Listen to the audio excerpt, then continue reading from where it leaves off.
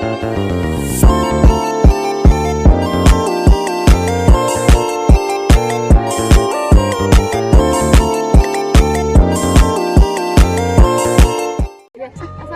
warahmatullahi wabarakatuh. Perkenalkan, nama saya Sandra Lara Eka Aryani Ayu Agustin.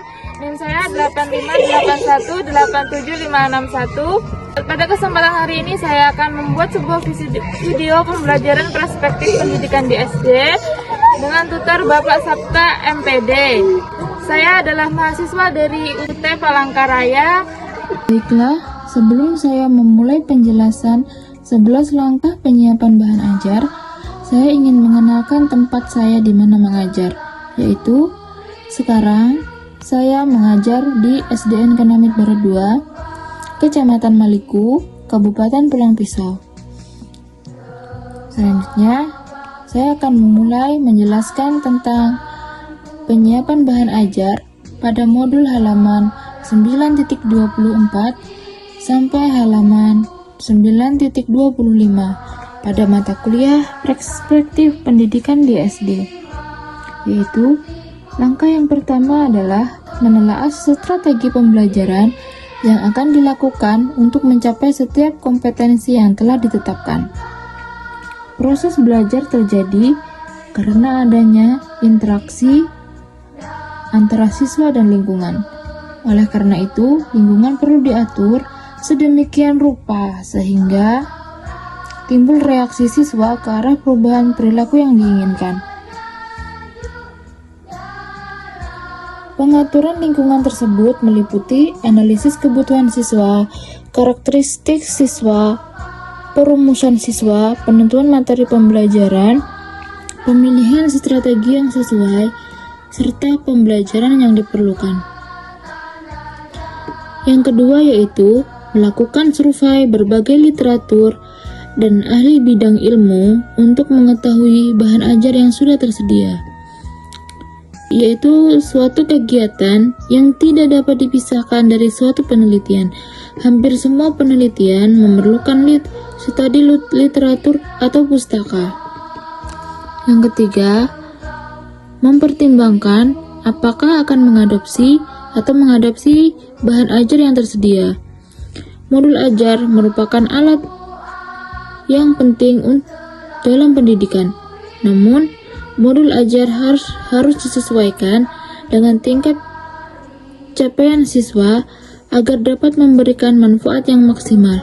Hal ini dapat dilakukan dengan melakukan evaluasi terhadap tingkat capaian siswa yang disesuaikan dengan belajar siswa, kemampuan siswa dalam memahami bahasa, tingkat kecakapan siswa dalam menggunakan teknologi informasi dan komunikasi, serta konteks sosial dan budaya siswa. Yang kelima, menentukan apakah materi baru perlu dirancang. Seorang guru umumnya sudah mempersiapkan rencana pembelajaran yang akan dilakukan selama 1 tahun ajaran. Rencana belajar yang sudah disiapkan ini biasanya disebut dengan RPP atau Rencana Pelaksanaan Pembelajaran. RPP sendiri merupakan rencana kegiatan pembelajaran tatap muka untuk 1 atau beberapa kali tatap muka.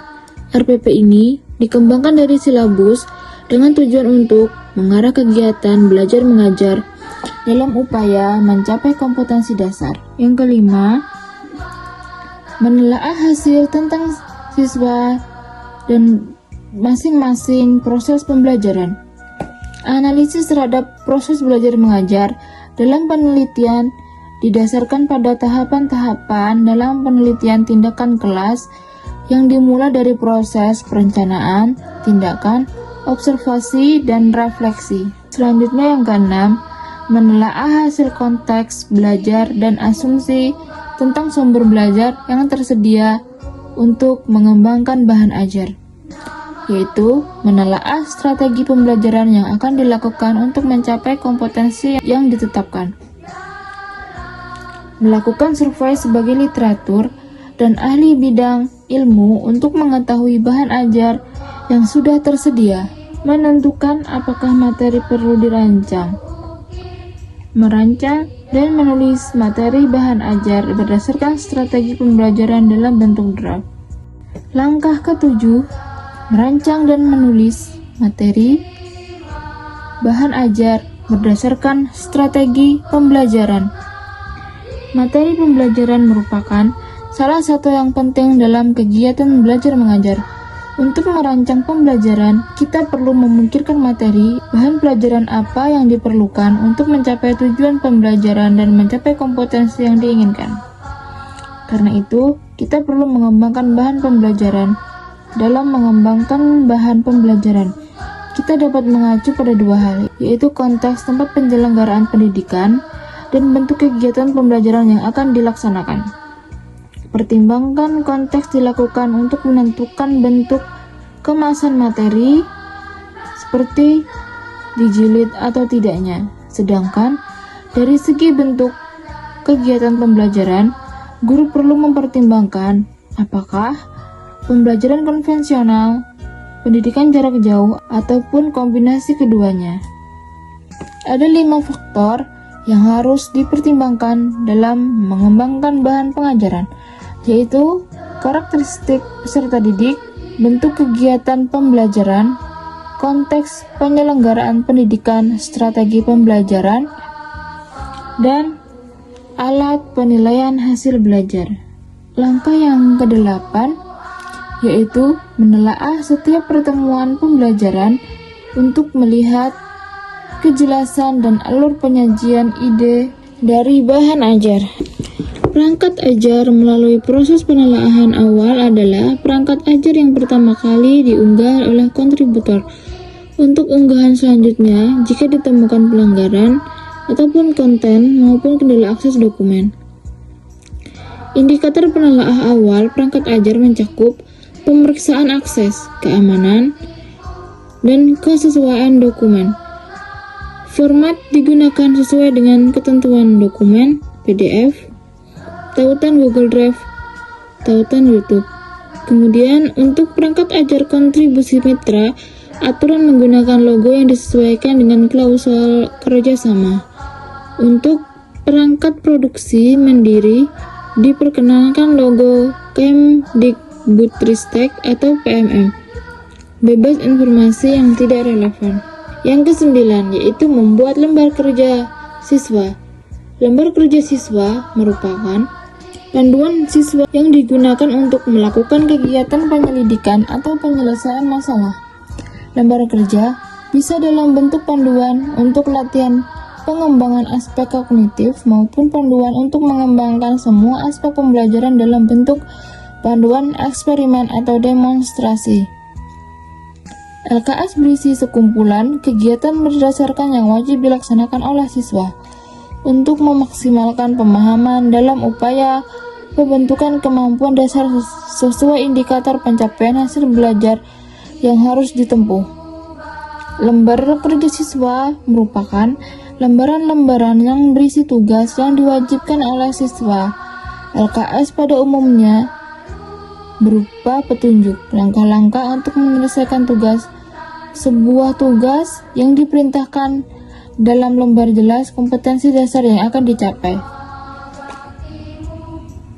LKS bisa digunakan untuk mata pelajaran apa saja. Tugas-tugas sebuah lembaran kegiatan tidak bisa dikerjakan oleh siswa secara baik jika tidak dilengkapi dengan buku lain atau referensi yang terkait dengan materi tugasnya. Langkah yang ke-10, melakukan evaluasi bahan ajar yang sudah dikembangkan. Setelah menguji coba bahan ajar, langkah terakhir adalah mengevaluasi bahan ajar. Evaluasi bahan ajar mengetahui kelebihan dan kekurangan dari bahan ajar tersebut. Evaluasi bahan ajar juga dapat digunakan untuk memperbaiki bahan ajar yang lebih efektif dan sesuai dengan kebutuhan siswa.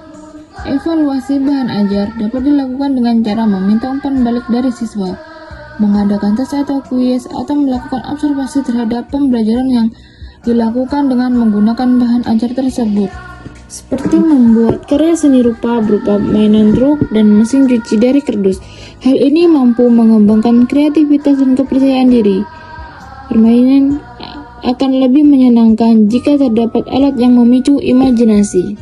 Langkah yang ke-11 yaitu memperbaiki bahan ajar sesuai dengan hasil evaluasi. Tahap evaluasi merupakan tahapan di mana penelitian mengevaluasi mengenai perlunya pengembangan bahan ajar.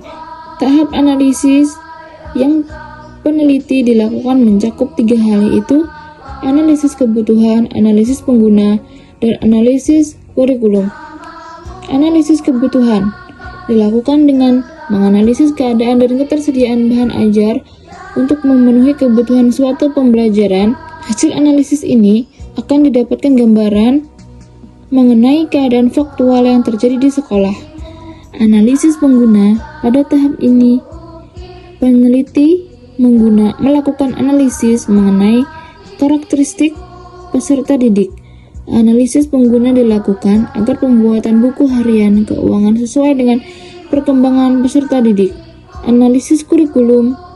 Pada tahap analisis kurikulum dilakukan dengan mengkaji KI/KD dan menganalisis sumber belajar yang akan ditetapkan sebagai acuan materi pembelajaran untuk merumuskan indikator pencapaian pembelajaran.